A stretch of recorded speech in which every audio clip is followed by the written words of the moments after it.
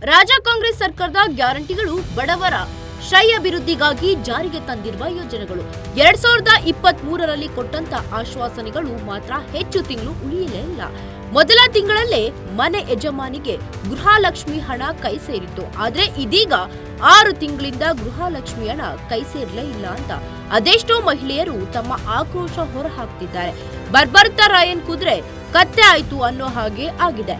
Congress guarantee ಯೋಜನೆ ಅಂತ ಮಹಿಳೆಯರು ಅಸಮಾಧಾನ ವ್ಯಕ್ತಪಡಿಸ್ತಾ ಇದ್ದಾರೆ. ಆದ್ರೆ ಇದೀಗ ಸ್ವಯಂ ಪಕ್ಷದವರೇ ಗ್ಯಾರಂಟಿ ಯೋಜನೆಯ ಬಗ್ಗೆ ಅಸಮಾಧಾನ ವ್ಯಕ್ತಪಡಿಸಿರುವುದು ಹಲವು ರಾಜಕೀಯ ಅನುಮಾನಗಳಿಗೆ ಎಡೆ ಮಾಡಿಕೊಟ್ಟಿದೆ. ಸುಮಾರು 1,20,000 ಕೋಟಿ ಹಣವನ್ನು ಗ್ಯಾರಂಟಿ ಯೋಜನೆಗೆ ಮೀಸಲಿಡಲಾಗಿತ್ತು. ಆದ್ರೆ ಹಣ ಮಾತ್ರ ಮಹಿಳೆಯರ ಕೈ ಸೇರ್ತಿಲ್ಲ. ಇತ್ತ ಬಸ್ ಫ್ರೀ ಆದ್ರೂ ಅಂದ್ರೆ ಬಸ್ ಓಡಿಸುವವರಿಗೆ ಟಿಕೆಟ್ ಕೊಡುವವರಿಗೆ ಸಂಬಳ ಸಿಗ್ತಾ ಇಲ್ಲ. ಇದೆಲ್ಲದರ ಮಧ್ಯೆ ಸರ್ಕಾರದಲ್ಲಿ ಉದ್ಯೋಗ ಇದ್ರೂ ಕೂಡ 2022ರಿಂದ ಸರ್ಕಾರದ ಹಲವಾರು ಇಲಾಖೆಯಲ್ಲಿ ಖಾಲಿ ಹುದ್ದೆಗಳು ಹಾಗೇ ಉಳಿದಿದೆ. ಕಾರಣ ಖಜಾನೆಯಲ್ಲಿ ಹಣ ಇಲ್ಲ. ಉದ್ಯೋಗ ಭರ್ತಿಯಾಗಿ ದೊಡ್ಡ ಹೋರಾಟನೇ ನಡೆಯಿತು. ಪ್ರತಿಭಟನೆ ಕಾವು ಏರ್ತಿದ್ದಂತೆ ಸದ್ಯ 30 ದಿನಗಳ ಒಳಗೆ ಖಾಲಿ ಇರುವ ಹುದ್ದೆಗಳ ಭರ್ತಿಗೆ ಸರ್ಕಾರ ಆದೇಶ ಹೊರಡಿಸಿದೆ.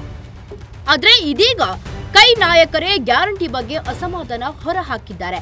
ಸಚಿವ ಎಂಬಿ ಪಾಟೀಲ್, ಮಾಗಡಿ ಬಾಲಕೃಷ್ಣ, ಸಚಿವ ಕೃಷ್ಣ ಬೈರೇಗೌಡ ಸೇರಿದಂತೆ ಕೆಲ ನಾಯಕರು ಗ್ಯಾರಂಟಿ ಯೋಜನೆಯ ಪ್ರಯೋಜನವನ್ನು ಶ್ರೀಮಂತರು ಪಡೆದುಕೊಳ್ಳುತ್ತಿದ್ದಾರೆ. ಸ್ವಯಂ ಪ್ರೇರಿತವಾಗಿ ಬಿಡಬೇಕು, ಇದು ಬಡವರಿಗಾಗಿ ಇರೋ ಯೋಜನೆ ಅಂತ ಹೊಸ ವರಸೆ ತೆಗೆದಿದ್ದಾರೆ. ಗೆಲ್ಲೋ ಮುಂಚೆ ಎಲ್ಲವೂ ಎಲ್ಲರಿಗೂ ಫ್ರೀ ಅಂದು ಇವಾಗ ಬಡವರು ಮಾತ್ರ ಪ್ರಯೋಜನ ಪಡೆದುಕೊಳ್ಳಲಿ ಅಂತ ಹೇಳಿಕೆ ನೀಡಿದ್ದಾರೆ.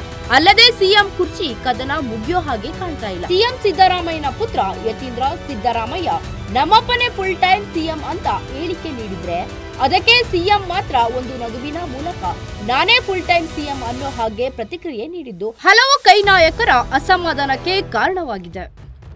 ಒಟ್ಟಿನಲ್ಲಿ ಮುಂಬರುವ ವಿಧಾನಸಭಾ ಎಲೆಕ್ಷನ್ ನಲ್ಲಿ ಕಾಂಗ್ರೆಸ್ಗೆ ಗ್ಯಾರಂಟಿ ಯೋಜನೆ ಕಂಟಕವಾಗಲಿದೆಯಾ? ಕೈ ನಾಯಕರ ಬಣಗಳ ವಿಭಿನ್ನ ಅಭಿಪ್ರಾಯ ಕಾಂಗ್ರೆಸ್ಗೆ ಹಿಂದೇಟಿಗೆ ಕಾರಣವಾಗುತ್ತಾ ಅನ್ನೋದನ್ನು ಕಾದು ನೋಡಬೇಕಾಗಿದೆ.